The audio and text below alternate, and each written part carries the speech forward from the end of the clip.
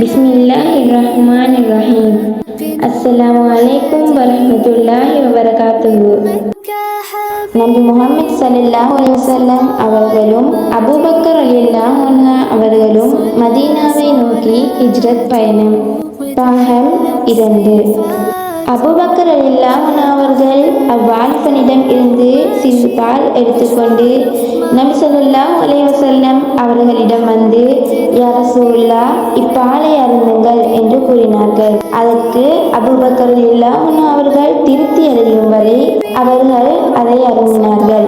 பிறகு, நான் புறப்படும் நேரம் வந்துவிட்டது அல்லவா என்று கூறியதும் நாங்கள் பயணத்தை தொடர்ந்தோம். என் சமூகத்தினரோ எங்களை தேடிக் கொண்டிருந்தனர். தனது குதிரையில் வந்த சுராகா இப்னு மாலிக் என்பவரை தவிர வேறு எவரும் எங்களை நெருங்கவில்லை. பிறகு சுராகாவுக்கும் எங்களுக்கும் இடையில் 1 அல்லது 2 ஈட்டிகளின் அளவுக்கு நெருங்கியவுடன் அபூபக்கர் ரலியல்லாஹு அன்ஹு அவர்கள், யா ரசூலுல்லாஹ், இதோ அந்த தேடுபவர், அவர் எங்களை வந்தடைந்து விட்டார் என்று கூறி அழுதுவிட்டார்கள்.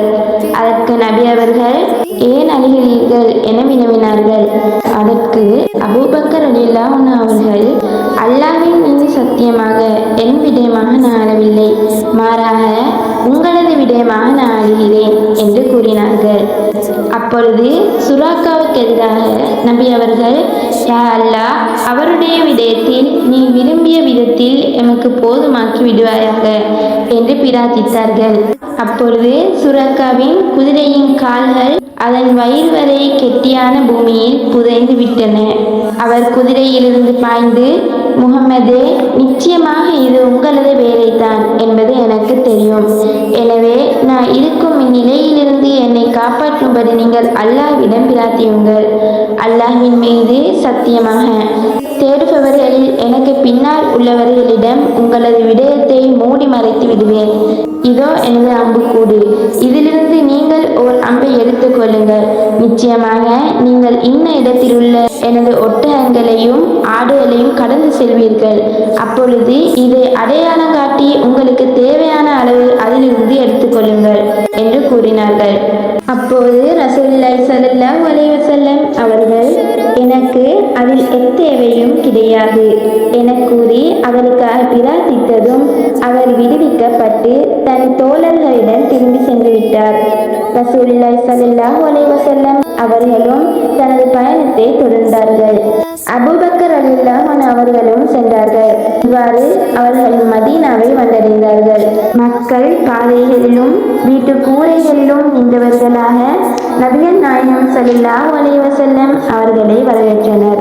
வேலையாட்களும் சிறுவர்களும் முஹம்மது ஸல்லல்லாஹு அலைஹி வஸல்லம் அவர்கள் வந்துவிட்டார்கள் என்று கூறி நபி அவர்கள் வந்த பாதையில் வேகமாக ஓடினார்.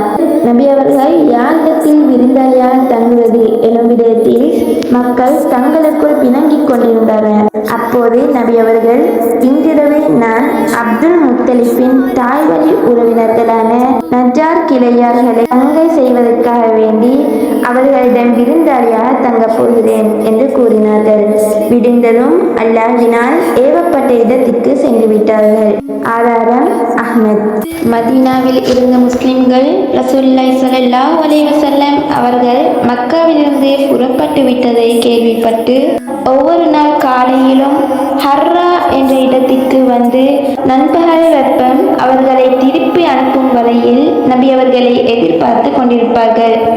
அவ்வாறு ஒரு நாள் நீண்ட நேரம் நபி ஸல்லல்லாஹு அலைஹி வஸல்லம் அவர்களை எதிர்பார்த்துவிட்டு அவர்கள் தத்தமது வீடுகளுக்குள் ஒதுங்கிய போது யூதர்களில் ஒருவன் தங்களது கோட்டைகளின் ஒன்றின் மீது எதையோ பார்ப்பதற்காக ஏறினான். அப்பொழுது ரசூலுல்லாஹி ஸல்லல்லாஹு அலைஹி வஸல்லம் அவர்களும் அவர்களின் தோழர்களும் வெண்ணிற ஆடைகளில் வந்து கொண்டிருப்பதை அவர்கள் கண்டார்கள். தன்னை கட்டுப்படுத்திக் கொள்ள முடியாமல் உரத்த குரலில், ஏ அரபு கூட்டத்தினரே, இதோ நீங்கள் எதிர்பார்த்து கொண்டிருந்த அந்த பாக்கியம் வருகிறது என்று கூறினான். இதை கேட்டதும் முஸ்லிம்கள் தங்கள் ஆயுதங்களின் பக்கம் பாய்ந்து சென்று அவற்றை எடுத்துக்கொண்டு ஹர்ராவுக்கு வெளிப்புறத்தில் நின்று ரசூலுல்லாஹி ஸல்லல்லாஹு அலைஹி வஸல்லம் அவர்களை வரவேற்றனர். அவர்களுடன் சேர்ந்து நபி ஸல்லல்லாஹு அலைஹி வஸல்லம் அவர்களும் வலப்பக்கமாக திரும்பி சென்று அம்ர் இப்னு அவுஃப் கிளையினரிடமே தங்கினார்கள். இது ரபியுல் அவ்வல் மாதம் திங்கட்கிழமை நடந்தது. அப்பொழுது மக்களை சந்திப்பதற்காக அபூபக்கர் ரலியல்லாஹு அன்ஹு அவர்கள் நின்று கொண்டிருந்தார்கள். நபி ஸல்லல்லாஹு அலைஹி வஸல்லம் அவர்கள் மௌனமாக அமர்ந்திருந்தார்கள். நபி அவர்களை கண்டிராத அன்சாரிகளில் அங்கு வந்தோர் அபூபக்கர் ரலியல்லாஹு அன்ஹு அவர்களுக்கு சலாம் கூற துவங்கினர். இந்நிலையில் நபி ஸல்லல்லாஹு அலைஹி வஸல்லம் அவர்கள் மீது வெயில் பட்டதும் உடனே அபூபக்கர் ரலியல்லாஹு அன்ஹு அவர்கள் சென்று தமது போர்வையினால் நபி அவர்களின் மீது நிலையிட்டார்கள். அப்போதுதான் மக்கள் ரசூலுல்லாஹி ஸல்லல்லாஹு அலைஹி வஸல்லம் அவர்களை அறிந்து கொண்டார்கள். ரசூலுல்லாஹி ஸல்லல்லாஹு அலைஹி வஸல்லம் அவர்கள் அம்ர் இப்னு அவுஃப் கிளையினரிடமே சற்று கூடுதலான தினங்களில் தங்கியிருந்து தக்வா எனும் இறையச்சத்தின் மீது அடித்தளமிடப்பட்ட குபா மஸ்ஜிதை நிறுவி அதில் தொழுதார்கள். பிறகு தமது ஒட்டகத்தில் ஏறி அவர்களுடன் மக்களும் நடந்து சென்றனர். முடிவாக அவர்களது ஒட்டகம் மதீனாவில் தற்போது மஸ்ஜிதுன் நபவி உள்ள இடத்தில், அதாவது நபி ஸல்லல்லாஹு அலைஹி வஸல்லம் அவர்களது மஸ்ஜித் அமைந்துள்ள இடம் அருகே உட்கார்ந்து கொண்டது. அந்நாட்களில் முஸ்லிம்களில் சிலர் அங்கு தொழுது கொண்டிருந்தனர். அது அஸத் இப்னு சுராரா ரலியல்லாஹு அன்ஹு அவர்களின் பொறுப்பில் இருந்த சஹல் சுஹைல் என்ற இரு அனாதை சிறுவர்களுக்கு சொந்தமான பேரீச்சம்பழம் காய வைக்கப்படும் இடமாகவே இருந்தது. அவ்விடத்தில் ரசூலுல்லாஹி ஸல்லல்லாஹு அலைஹி வஸல்லம் அவர்களின் ஒட்டகம் உட்கார்ந்த பொழுது நபி ஸல்லல்லாஹு அலைஹி வஸல்லம் அவர்கள் இன்ஷா அல்லாஹ், இதுதான் நாம் தங்குமிடம் என்று கூறினார்கள்.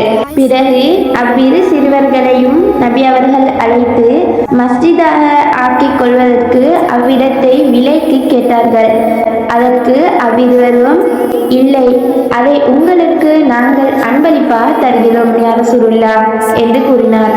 எனினும் ரசூலுல்லாஹி ஸல்லல்லாஹு அலைஹி வஸல்லம் அவர்கள் அச்சிறுவர்களிடம் இருந்து அதனை அன்பளிப்பாக ஏற்றுக்கொள்ள மறுத்து இறுதியில் அதை அவ்விருவரிடமிருந்தும் விலைக்கு வாங்கினார்கள்.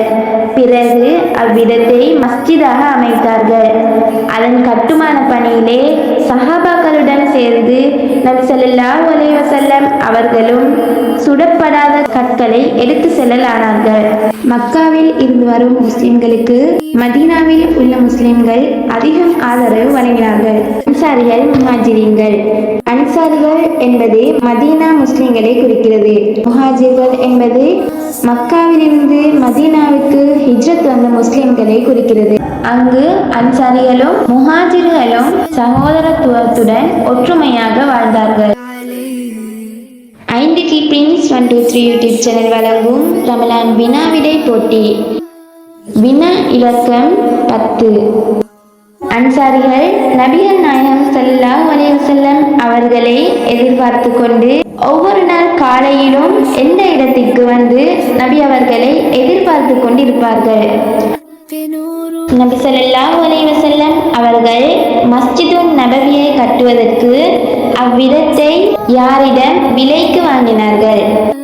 இதற்கான சரியான விடையை இன்று இரவு 9 மணிக்கு முன்னர் உங்கள் பெயர், வயது, ஊர் மற்றும் பதிவு எண் என்பவற்றை குறிப்பிட்டு இதில் உள்ள தொலைபேசி இலக்கத்திற்கு அனுப்பி வையுங்கள்.